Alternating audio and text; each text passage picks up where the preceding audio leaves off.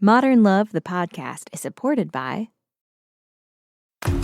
Produced by the iLab at WBUR, Boston.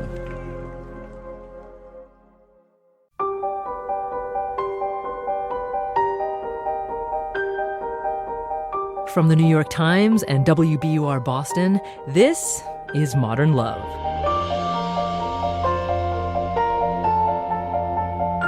Stories of love, loss, and redemption. I'm your host, Meghna Chakrabarty.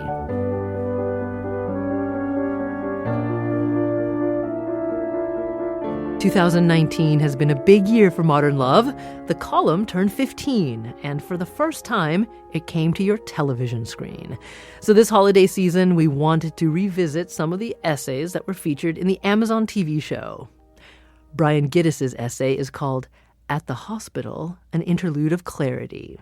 It was adapted for episode 5 of the TV show, and back in 2016, director Judd Apatow read it for the podcast.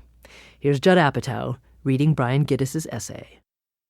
There's never a good time to fall off your couch onto a martini glass, nick a major blood vessel, and begin losing a dangerous amount of blood. But having this happen in the middle of a promising date is an especially bad time.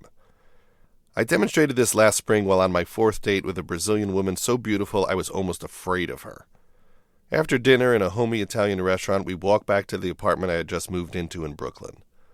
Living in the city for the first time without roommates, I was eager to take advantage of my newfound privacy, and things were going well. There's something romantic about drinking from fancy glasses in an unfurnished room full of unpacked boxes, Miles Davis's In a Silent Way spun on the record player.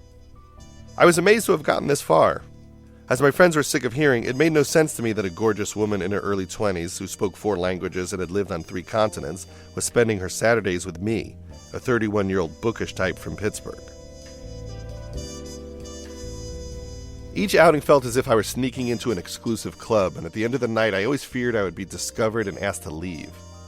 I realized that meeting someone wonderful is the whole point of dating, but actually being with someone wonderful can be too stressful for me to enjoy.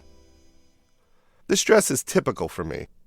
I've been on anti-anxiety medication for about 10 years, and on dates I'm consistently asking myself, was that the wrong thing to say? Do I seem nervous? Will obsessing about being nervous make me appear more nervous? Not unusual questions to ask yourself when meeting new people, but for me they can be paralyzing.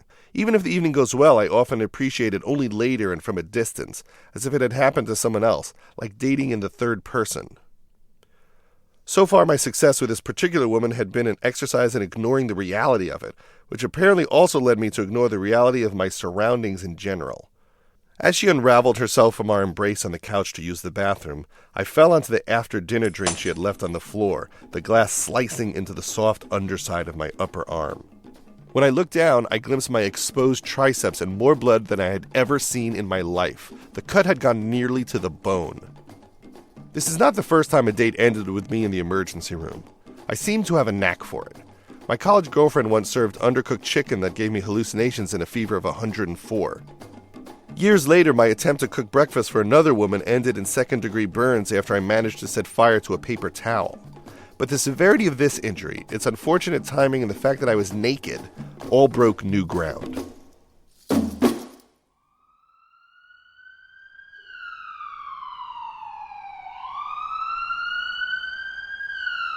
In the ambulance, the emergency medical workers held together my arm, but their questions threatened to unravel my subterfuge as an acceptable mate to this accomplished young woman.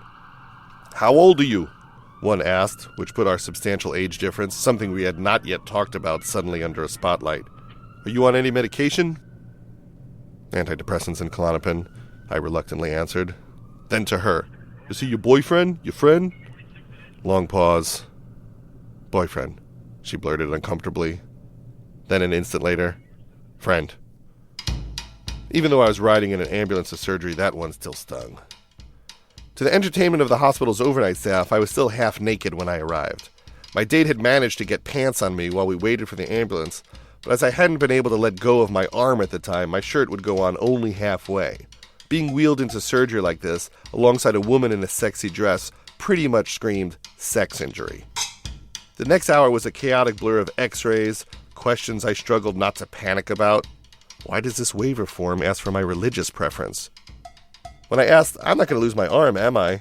The answer was a troubling, I don't think so. Physical humiliation was next on the agenda. Before the operation, my date got to watch a nurse move my pasty, fluorescent-lit body out of my bloody jeans and into a hospital gown. I pictured us sitting at dinner a week from now, this unflattering snapshot of me hovering between us as I pointed at what I wanted on the menu to the waiter with my hook arm. Then it was time. I remember that the lights in the operating room were very bright, and I remember being told they were about to start the anesthesia. And suddenly, oblivion.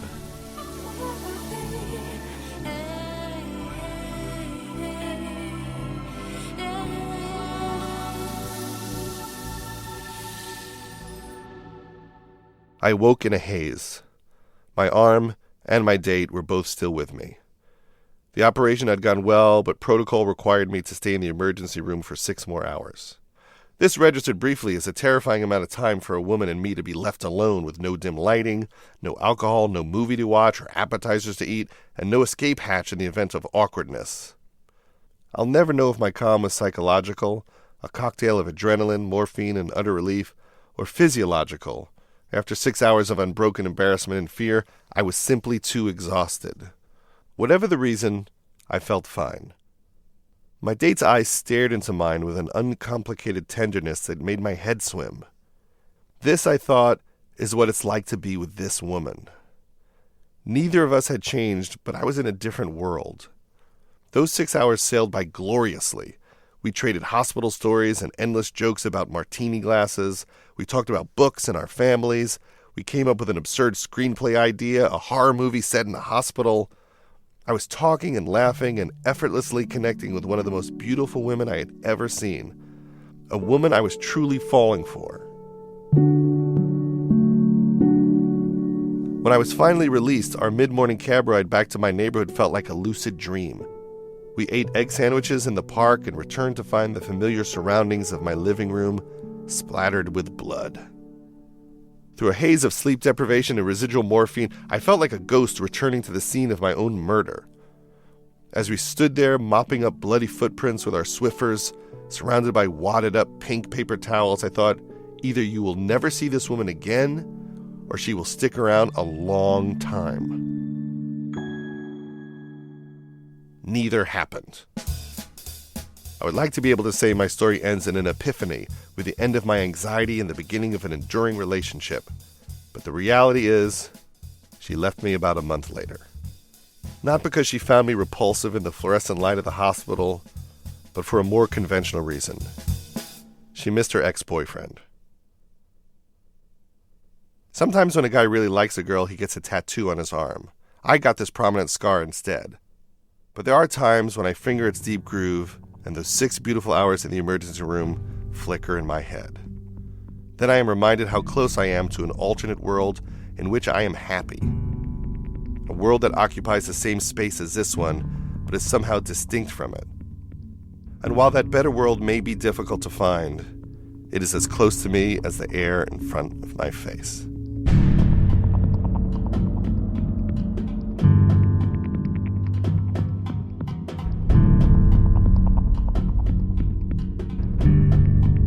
Director and producer Judd Apatow reading Brian Giddis's modern love piece, At the Hospital, an interlude of clarity.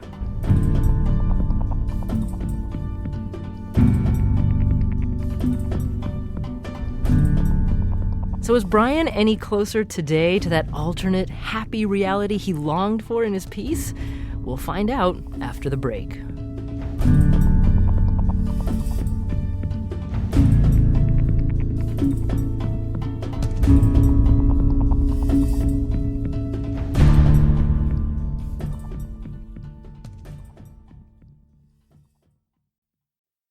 We're back. This is Modern Love, the podcast.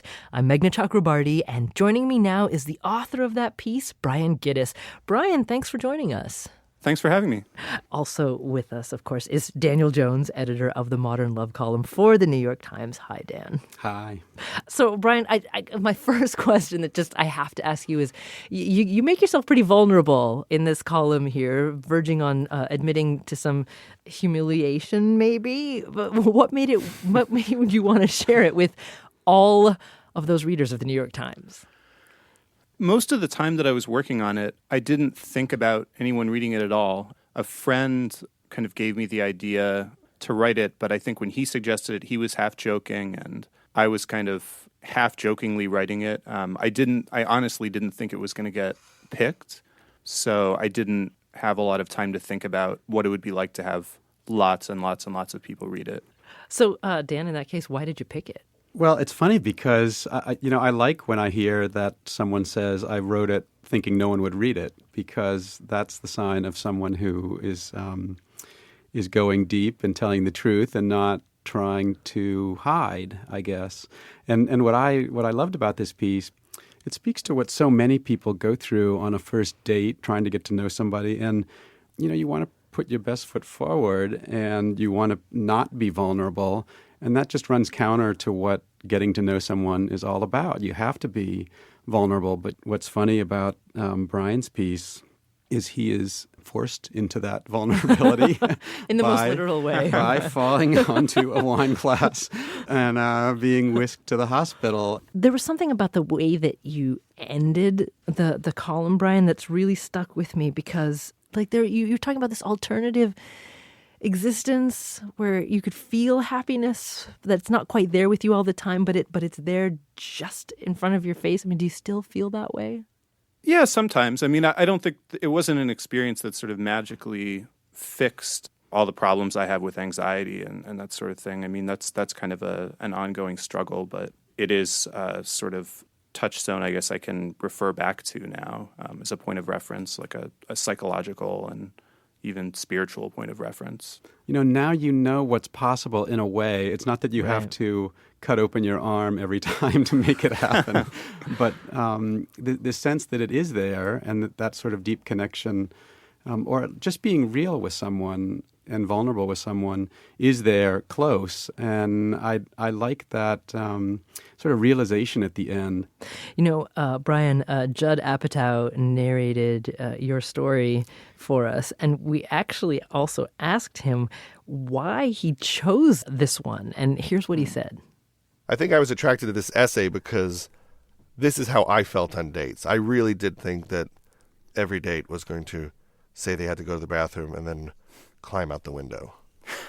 And everything bad happened to me other than almost slicing open an artery. But there's still time for that. And hopefully that's not going to happen to him. That's great. Yeah. So, I mean, there is a universality in feeling vulnerable. And it's almost a rock bottom scenario in this one. What could be worse, than being naked, completely naked, and about, on death's door with your blood loss. I mean, actually, I'm curious, did the woman in the story, did she know that her experience with you in the emergency room was going to appear in the New York Times? No, I mean, not until it was in the New York Times. She actually really liked the piece a lot, and then we ended up meeting up for a drink just to talk about it. And then weirdly, we sort of ended up going on a couple more dates, and then it kind of fizzled out again for good. Now, given that you were talking about how that date wasn't the first time you'd ended up in the emergency room, has it happened since then too? Be honest. Actually, I met someone who I've been seeing about 6 months, and we actually ended up in the ER about 3 weeks ago. I was going to cook dinner for her at my apartment, and I had just been grocery shopping, and somehow, as I was taking the bag of groceries off my shoulder, I managed to dislocate my right thumb. So much less life-threatening. So another bonding experience? Yeah, this was a very positive one, though. And let's hope that you stay out of the ER as you progress further through life. Believe me, I'll do my best. Well, Brian Gittes is the author of this week's story titled At the Hospital, an Interlude of Clarity. He's also the assistant director of publicity at a Manhattan book publisher. Brian, thank you so much for sharing your story with us. Thank you. And Dan Jones, editor of the Modern Love column for the New York Times, is also author of Love Illuminated, Exploring Life's Most Mystifying Subject with the help of 50,000 strangers. Dan, thank you. Always a pleasure.